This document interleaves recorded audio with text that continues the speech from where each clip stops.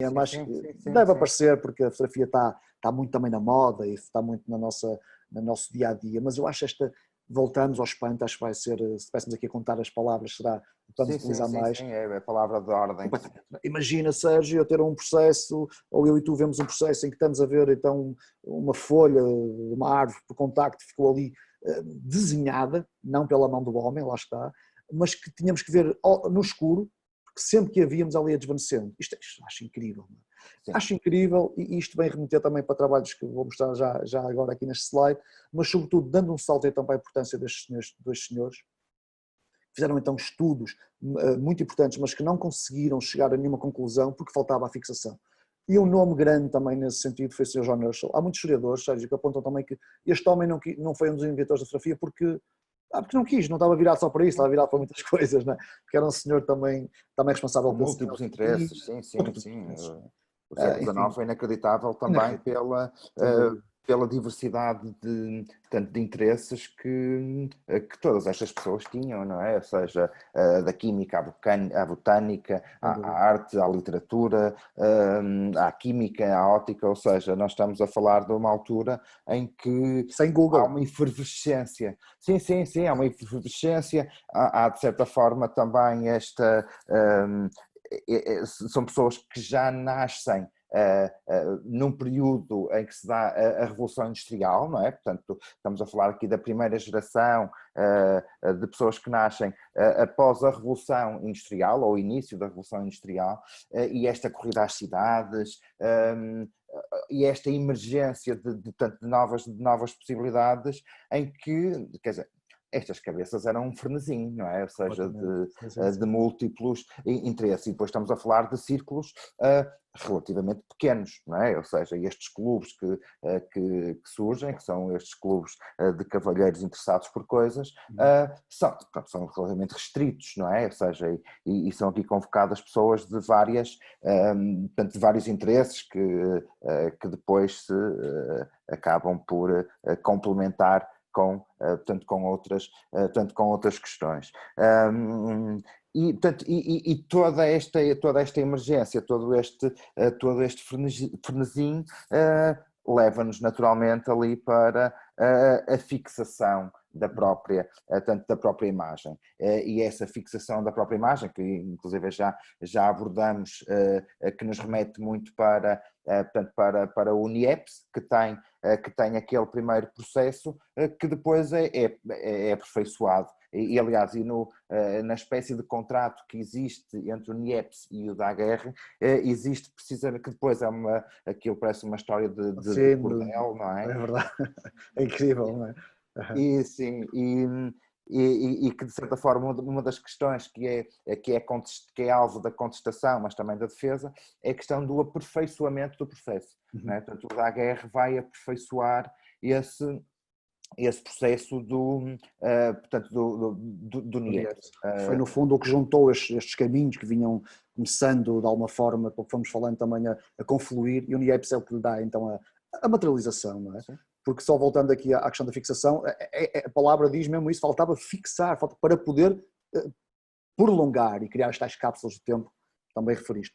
Antes só de avançarmos, Sérgio, permite-me só fazer também mais uma ponte enorme aqui para um autor português que eu acho bastante interessante. Este senhor também trabalha no Arquivo Fotográfico de Lisboa e percebam aqui também a questão do erro, da química, isto seria outro mote enorme para falarmos também, mas sobretudo este trabalho do José Luís Neto e depois também um trabalho em permanence de um senhor que eu não vou arriscar a dizer o nome, coreano, um engenheiro químico, em que aqui de alguma forma o José Luís Neto, através do erro, da degradação da imagem, não é?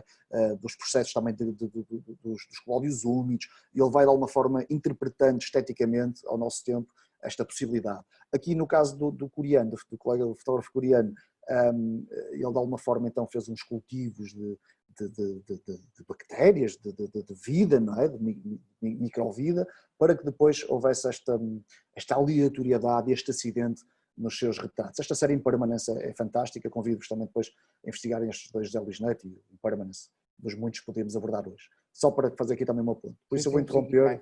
novamente a minha tela. Eu estou com alguma dificuldade técnica. Ok, já estou a perceber, Sérgio, ok. Pronto. Eu as dificuldades Ok. técnicas também faz parte. Mas eu pensei que ias avançar precisamente para essa imagem tanto do Daguerre. Ok.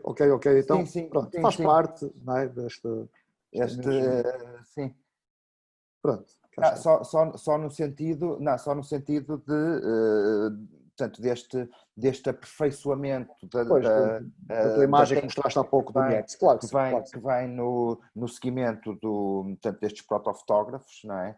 Uhum. E o Niepce portanto, aperfeiçoa portanto, este mesmo processo. Esta imagem tem, ela própria, também uma história bastante curiosa. Não dá para apontar, pois, Pois, eu creio que não. pronto, mas há aqui uma zona É ali de. perceptível, é ali, É sim. perceptível, não é? É a imagem, então. E também queria referir que acontece na história da fotografia, nós estamos há coisas que são factuais, logicamente, mas a história da fotografia é recheada de. Ainda há bocado o Sérgio falava e lembrei-me, entretanto, do David Hockney, da questão então dos espelhos, ou melhor, o Sim, David Hockney, um autor, um pintor, um artista plástico, tem também um Secret Knowledge, que é um documentário muito interessante, que sim. remete para essas questões. Depois há outros autores que contradizem o que ele diz, que afinal não havia secretismo dos pintores. Enfim, há todas estas questões que queríamos também referenciar, que a história da fotografia por vezes aparece em outras imagens, outros autores, porque é que a imagem do Niepce aparece em Austin, no Texas, foi descoberta num sótão, um botânico Sim, ofereceu um casal, Gershon, que são os autores, os colecionadores importantíssimos, e por isso é que não está em Paris, ou porque é que não está claro, na Europa, claro. pelo menos, e está em alta, nada contra estar nos Estados Unidos, como é lógico, mas Sim, não é? sim, claro, sim, sim, Estas sim, sim. descobertas, não é? Autores que apontam também para 24 pertences inventores, enfim, quer dizer, há aqui Sim, muita sim, sim, história sim. ainda que ainda podemos vir a Hercule Florence em França, também dizem que é anterior a Nietzsche, enfim, por Sim, isso o sim. que está para já instituído e catalogado, mas a história há sempre As estas interpretações novidades, não é? são Interpretações também. diversas, claro, E sim. também interessante, só para não alongar nisto, mas percebamos também aqui que a Revolução Industrial tinha acontecido tão importante no Reino Unido, a França precisava de uma grande invenção, também de uma Sim, claro, bomba, né, claro. cultural nesse sentido. E depois há uma visão também mais francesa, mais americana, mais inglesa, enfim, acho que é perceptível também por todos o que eu estou a dizer. Mas voltando aqui a esta imagem, que é o que nos interessa, há aqui o registro de uma primeira imagem, então, em que aparece o ser humano. Uns autores também apontam que foi intencional, da guerra, outros dizem que não, foi um acaso, em que aquele senhor que está ali estar a ser engraxado, os sapatos estão a ser engraxados, estão a passar neste momento, ou estavam a passar naquele Noema, no isto foi, Sim, sim. pessoas, cavalos, carroças, estava uma azáfama, mas só aquela pessoa que ficou então na imagem, porque estava parado durante cerca de 20, isto aqui, o nome do, enfim, 20 minutos, reparem, estamos a falar de minutos, não é? Sim, sim, Nós hoje sim. em dia sabemos que os colegas de arquitetura, e tu, Sérgio, que é a tua área, não é, com aqueles filtros caríssimos e AMDs, etc., que conseguimos de alguma forma estender os tempos de exposição para que, por exemplo, Sim, à mas porta da não. Casa da Música não fique ninguém, não é? Num dia em que está Sim, muita sim, gente, mas não é? nunca em exterior, nunca para esses patamares. Sim, Não. mas em conseguirmos de Sim, alguma sim, forma sim, sim, mas claro, reduzir, não sim, é? sim. Sim, Há o sim. Alexander Titerenko, por exemplo, também um autor russo, em que tem o sítio fechado, ou se tem imagens também surpreendentes, mas aí é porque é a intenção do autor. Aqui Sim, não, sim, claro. era a questão tecnológica que não permitia ainda essa possibilidade de reduzir o tempo a uma fração de segundo ou alargá-lo a minutos, como é o caso. E então uma imagem muito nítida, como estamos a ver também, né? Este upgrade, desculpa aqui o inglesismo que o Daguerre fez então sobre o processo de aperfeiçoamento do Niepce é realmente estrondoso, não é?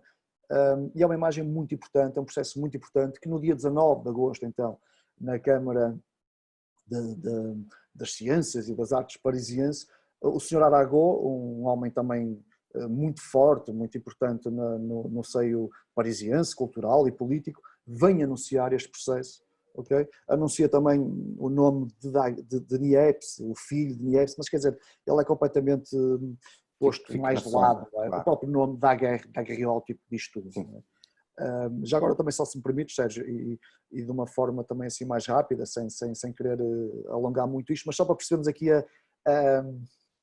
a mochila dos senhores da altura, não é? Ou a carroça, ou a complexidade, e também nos vai dar mais espanto hoje quando fizemos uma imagem qualquer com um telemóvel, ou com uma câmara digital, ou com outro processo, mas sobretudo esta complexidade, a dificuldade que seria trabalhar com estes processos, a perigosidade. Okay? Outra coisa que eu gostaria de ver num filme, Sérgio, já agora, quantos destes daguerreotipistas morreram cedo, com grandes problemas a nível orgânico, mental, de olhos, quer dizer, houve muito problema à volta do mercúrio, o mercúrio que é um dos vapores então que vinha trazer a imagem que estava latente, não é? Vinha revelar a imagem que estava latente, também aqui um processo muito interessante, não é?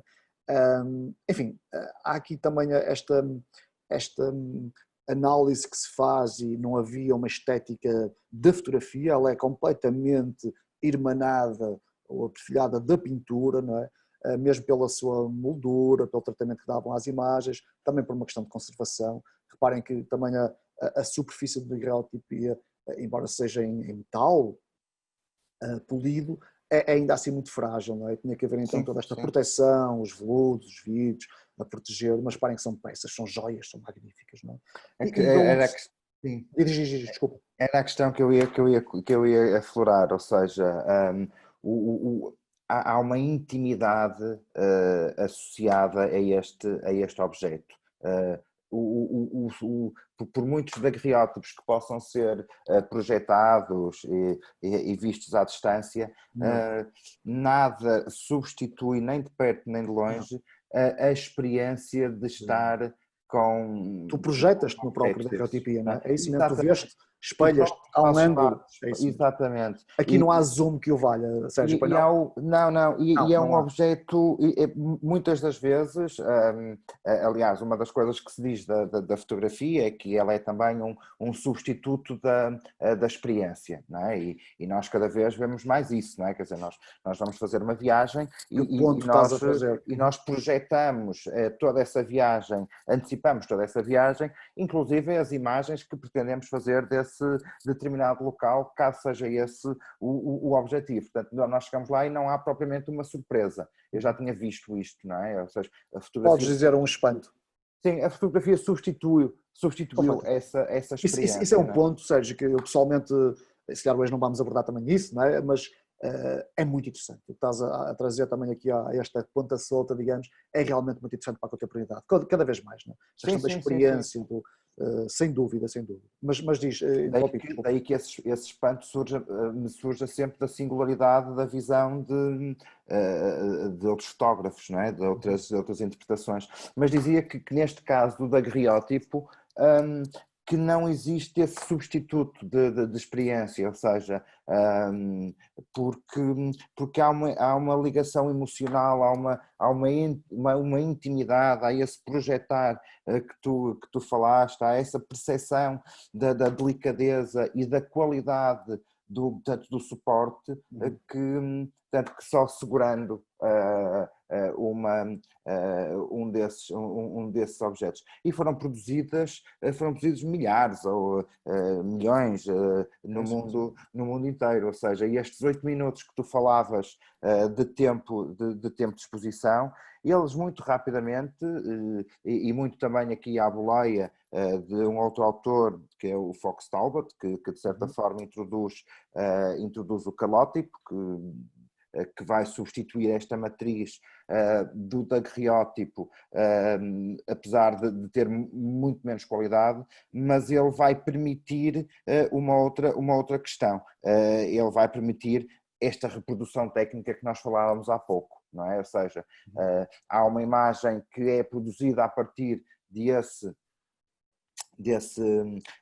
negativo, há um positivo que é feito através desse negativo, que depois vai escurecendo progressivamente, mas que o próprio Fox Talbot dizia, não, mas nós podemos fazer outro, e esse outro até será mais interessante porque vai mostrar coisas diferentes, não é? Ou seja, e esta surpresa que nos comenta ali um pouco também ao filme do Antonioni, o Blow Up, não é? Ou seja, em que há ali uma fotografia, quer dizer, ela pode não se esgotar, não é? Depende muito de onde tu comeces a ampliar e por onde tu possas começar de certa forma, a explorar aquela imagem. E se me permites também, enquanto partilhas a tela, para vermos algumas imagens, dou mais um salto também para um autor que é seguramente conhecido, o Ansel Adams. Ele colocaria também esta matriz, não é? O negativo como uma... Ele que também era músico, também interessante essa visão, como uma pauta musical, não é? Nós temos Quinta Sinfonia de Beethoven, nós todos sabemos, está na pauta como é, mas tu podes interpretá-la de uma forma mais emotiva, mais lenta, mais rápida, quer dizer, há uma interpretação, não é? Eu posso pegar no negativo teu, Sérgio, e interpretá-lo, se não tiver qualquer dado, eu vou subexpor mais, ou dar mais contraste, quer dizer, e há essa possibilidade, coisa que não acontecia na daguerreotipia, por exemplo, não é? E aqui também há essa situação. Exatamente, sim. E o Fox Talbot, ele é inclusive o precursor da publicação de livros em fotografia, que é um suporte nobre e perene de mostrar imagens, que não substitui o contexto de exposição, mas de certa forma alarga-o.